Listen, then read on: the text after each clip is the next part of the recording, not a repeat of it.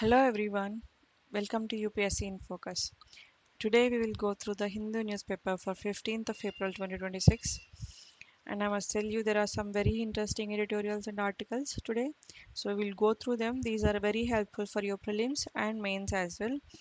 And please share, like and subscribe for more interesting articles, more interesting content, clarity and preparation for UPSC. Okay, on the front page, the first headline is Center moves interstate redistribution of Lok Sabha seats based on 2011 census. So this has been in the discussion for the past few weeks, and there are two main important bills that are to be tabled in Parliament. So the first one is the Constitution 131st Amendment Bill and the Delimitation Bill. So they both go together, and the special session has been convened for the same. So the main concern of this other parties, other than the ruling party, is that this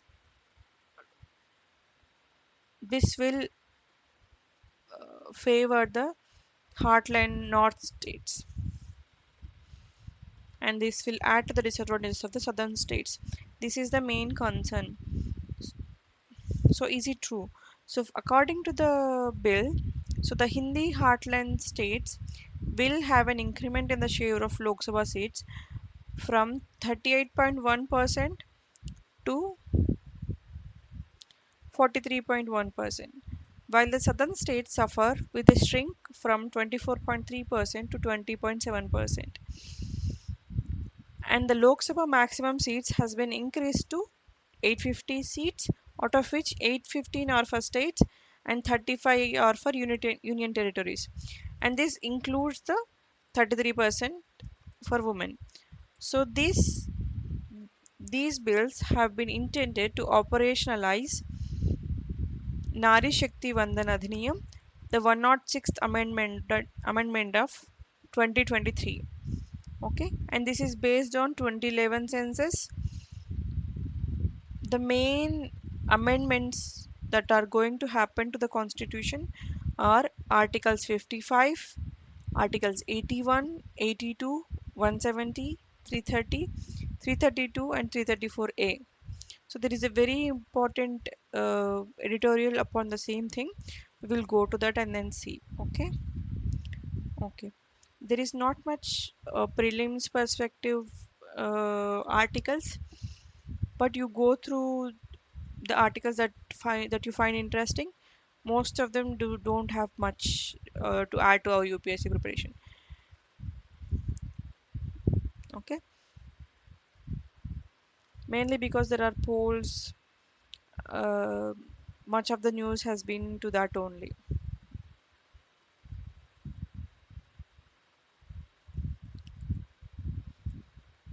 Okay.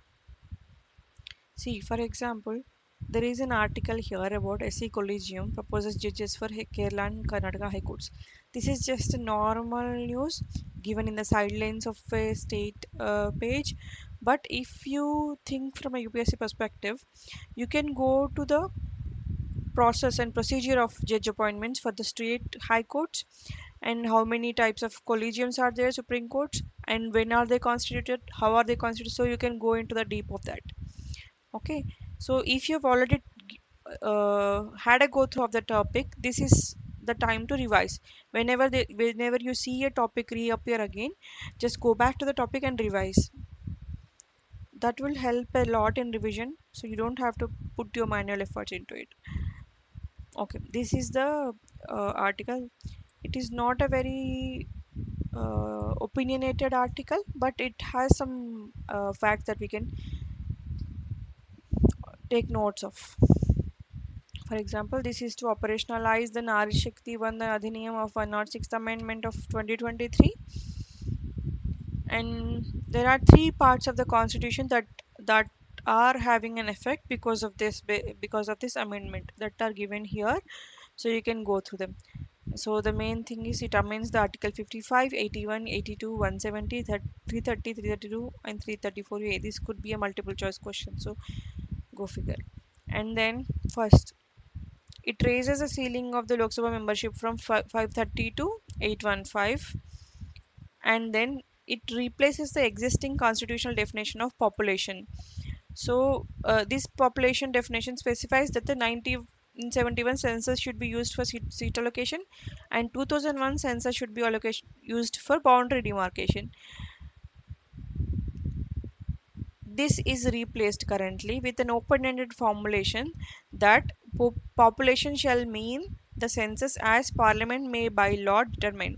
Means in future we do not require a constitution amendment to change anything about the census. It will be done through a simple majority in the parliament by a law, parliamentary legislation. Okay, that is one important change that is going to happen. And the third, it deletes the third proviso to articles 82 and 170 entirely. This means a freeze on seat allocation has been in place in the 42nd Amendment of 1976, which is again reinforced by the 84th Amendment of 2001. It guarantees that the states had stabilized their population, that they would not lose parliamentary seats as a consequence. Means the states that have put in efforts to have the fertility rate decreased, that are socio-economically advanced than the other states, will not lose parliamentary seats for the effort that they put in. It will in turn be like a punishment for growth. That is what their perspective. So now the freeze allocated by 42nd Amendment and the 84th Amendment will not work now. That is another change. And Article 81 2A remains unchanged. It mandates that the ratio between seats and population shall be the same for all states so far as practicable, which means the population proportionality requirement.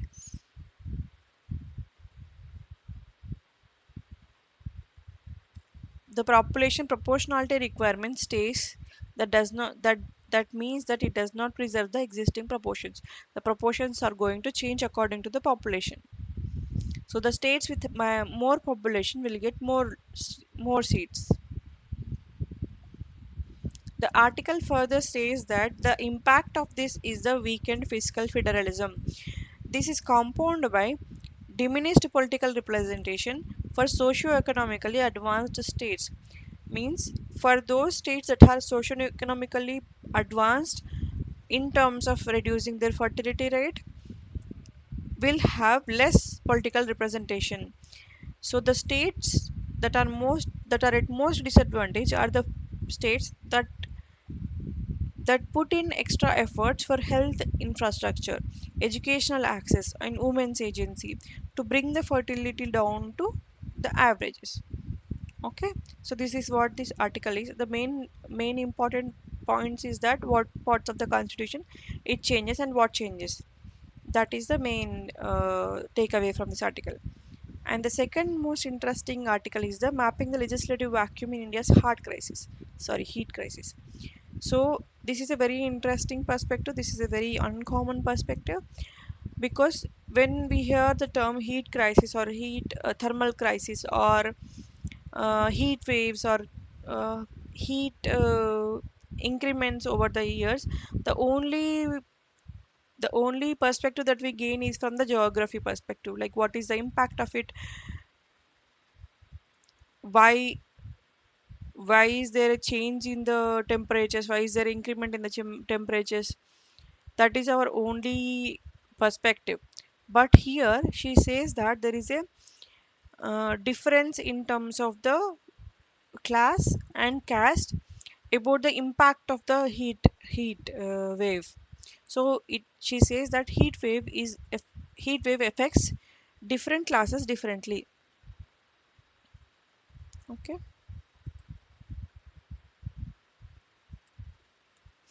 that is the gist of it, but we'll go into the details of it.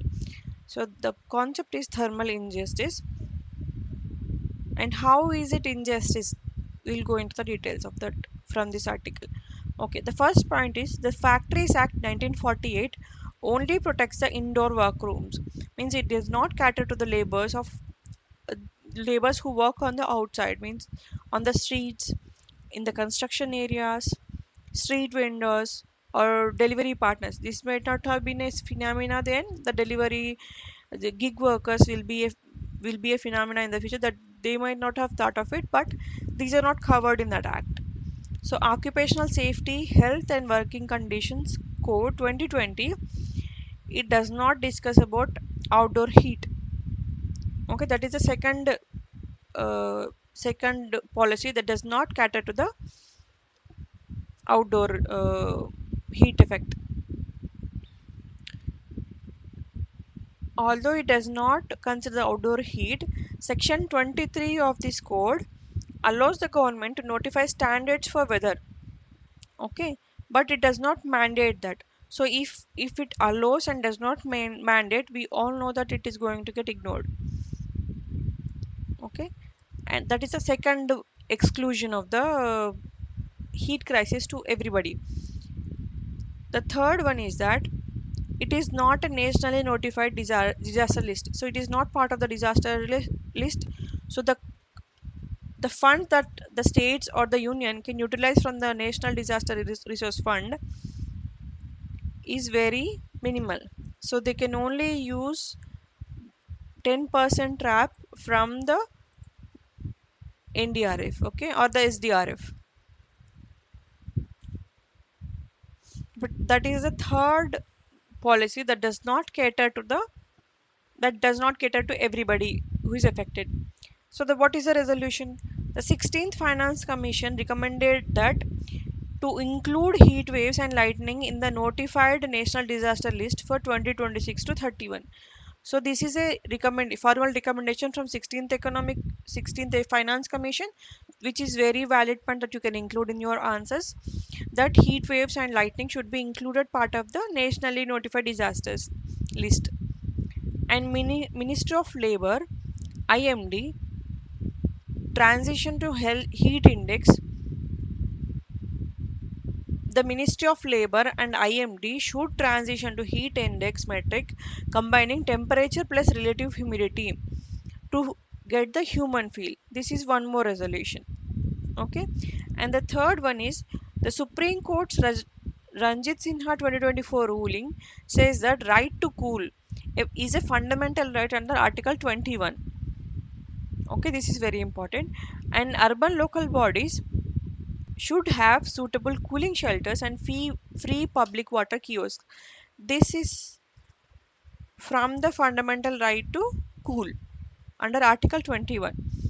And then she also mentions that uh, the the garbage collector workers from the municipality will have difficulty handling certain type of um, hazardous hazardous materials in the heat, because they react so much to the heat, so they get burned hands sometimes. So the remedy for that is to distribute personal protective equipment to them and provide financial compensation to workers that are not protected. For example, much of the upper middle class or the corporate class or the high income individuals, they will not have any effect of the heat, that relatively speaking, because they find alternatives and it is not a discussion for them. But for the lower middle class or the daily wage workers or the gig workers or the street vendors, it is a survival, it is a biological survival against their economical survival. So they can't opt out of working because they have to meet their daily needs. So in such case, a financial compensation can be given to them so that they are protected in a financial way, so they can make better choices and protect their health and livelihood. That is one more suggestion. And then there is one interesting suggestion again, self-employed women's association parametric heat insurance scheme. So there can be a heat insurance scheme as well. So these are very good suggestions to cater to the needs of the very daily workers from the heat crisis. So this is a very good perspective and very good points. This can be asked in any case, so just keep it handy, the notes. And then There is one more interesting article. This is the alarming rise of medicalization in India. This talks about the commercialization of medication, especially for the more prevalent diseases in India, such as diabetes, obesity, or any other metabolic conditions. Okay, it starts with saying that Air India is de-roastering crew members with a higher body mass index. So it is saying that the crew members that have higher BMI will not be allowed to fly with them. So this may look like it is ensuring fitness and operational safety, but he says that it is very suspicious on the account that there is an anti-obesity drug called semaglutide which went off patent recently, and it's nearly 40 products entered the Indian market. So there may be a correlation that he's suggesting, but here the important point that he raises is that the main reason for the burden of obesity and the associated medical conditions are arising out of one particular issue, that is the highly ultra processed foods that are available and the sedentary lifestyle that everybody is adapting to now, and the urban work patterns, shrinking open spaces, stress, alcohol consumption, inadequate sleep. So there are many such issues that are leading to these conditions like obesity and diabetes and hypertension. But we are not addressing the root cause. We are finding drugs for the temporary solution of like obesity, like fast weight loss, very quick weight loss, and by using these drugs you will get you will have some side effects, and to to overcome those side effects there will be another drug. So it's a cycle, he says. So it's a very important and interesting article. We will go through that. Okay, so India, the statistics says that 1 in 10 in India is diabetic, 1 in 3 in India is has hypertension, and we are seeing an increment in child obesity. Basic reason for that is the proliferation of ultra processed high fat, salt and sugar content in the foods, and sedentary lifestyle, shrinking open spaces, stress, alcohol, inadequate sleep. These are all the causes. But without addressing the causes, there are few drugs, anti-obesity drugs like tirzepatide, semaglutide. These are these are available in the market, but these are prescription drugs. The pharmaceutical companies cannot advertise them. So what they are doing is called a surrogate advertising. Means it is framed as a public awareness ad. So it begs the question whether it is a genuine scientific advancement or is it a commercial enthusiasm. So the government intervention came very late to prevent such commercial ads, but it is indirectly infiltrated into everybody that this kind of drug is available, and there are people who are using it, have used it, and it works for them. So the such kind of uh, silent advertisement is going on, which is influencing people. And such GLP-1 pathways will reduce not only in fat loss, but they also lose lean muscle mass, which will be which will lead to a condition called sarcopenia.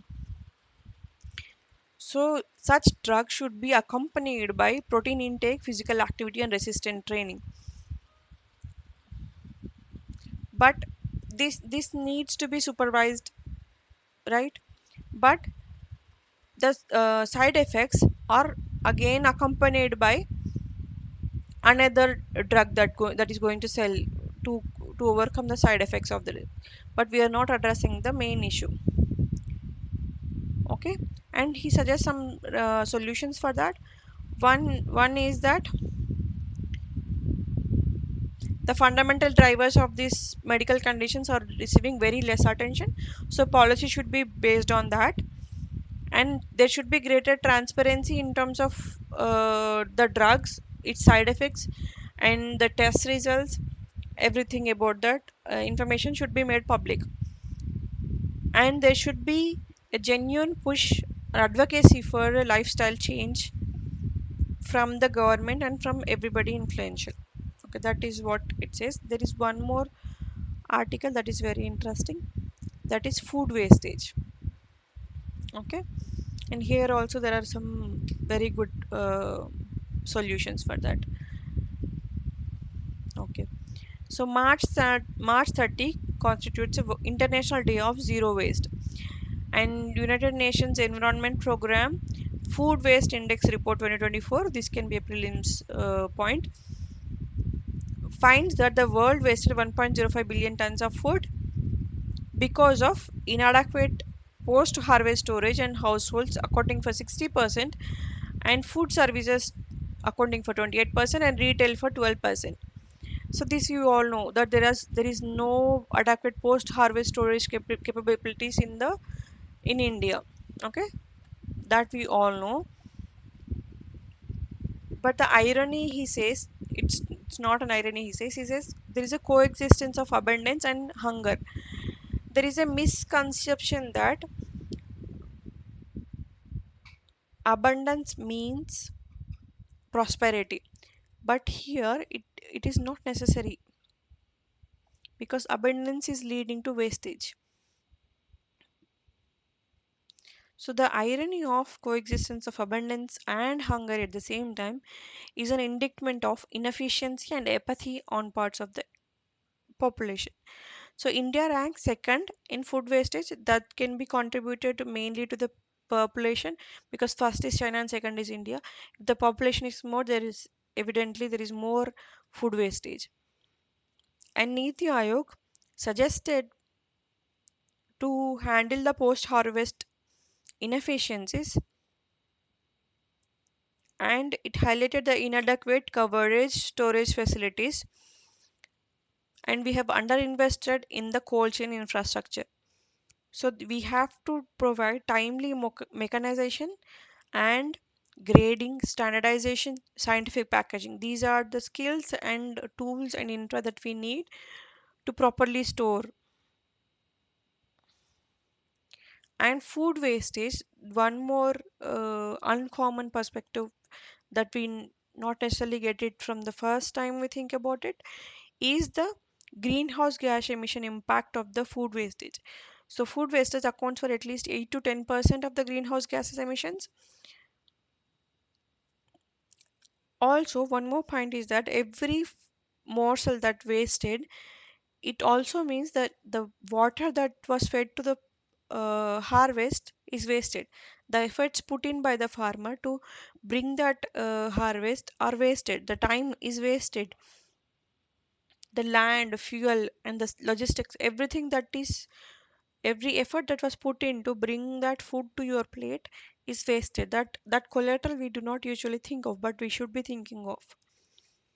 And he suggests five solutions highlighted here in bold. The first one is build the cold chain and break the loss chain. This is a very um, lucrative industry that everybody should be focusing on, but unfortunately is not.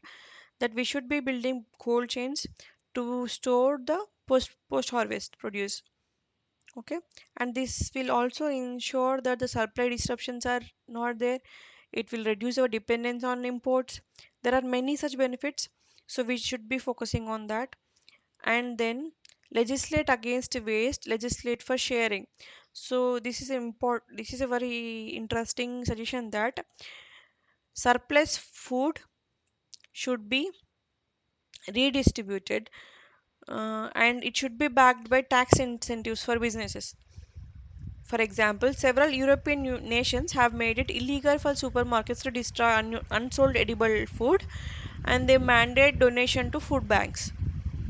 That is one kind of incentive to not waste food. And then there is one more suggestion, that empower the farmer at the first mile. So farmer producer organization should be equipped with drying mechanizations, hermetic storage bags, and mobile cold units. So there are some specific solutions for that. And then make waste visible, make saving rewarding. So there should be tax exemptions for not wasting. There is no national database tracking food waste. Okay, because and it is a part of UNP food waste index, so we should be focusing on that. Okay, so he's saying that they should be tracking of food waste at retail and hospitality level, and make whatever comes best as rewards, and revive the ethic of treating anna as sacred. So we all, this is not a new concept that was brought in by the West, because we always believe that anna is parabrahma. So food is god. This should be inculcated not as a religious concept, but as a responsibility concept. That is one interesting article. So we had about four editorials which are great contributions to your prelims material and mains. Okay.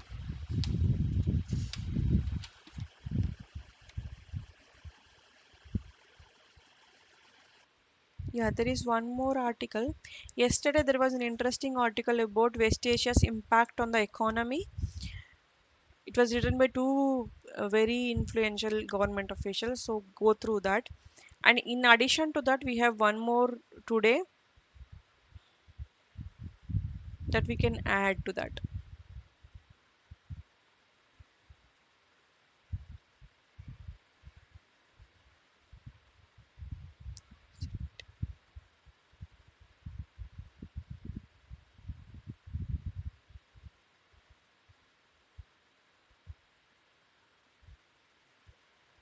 Yeah, here.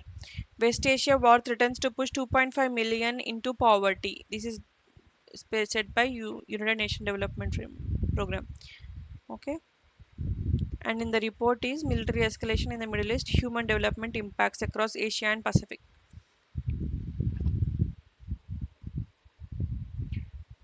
So the higher fuel prices, freight prices, input costs, and the shock will diminish the household purchasing power,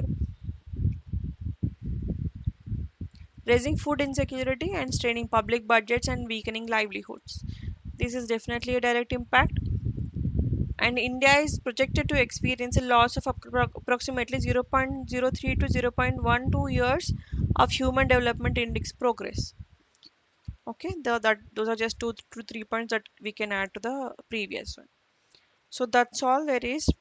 Don't focus on what is there in polls or common ones like who won in which country. That may not be necessary. Just to be aware, maybe you can just go through. That's all. Okay. So if you liked what you heard today, if you think this is helpful, please like, share, and subscribe to my channel. Thank you.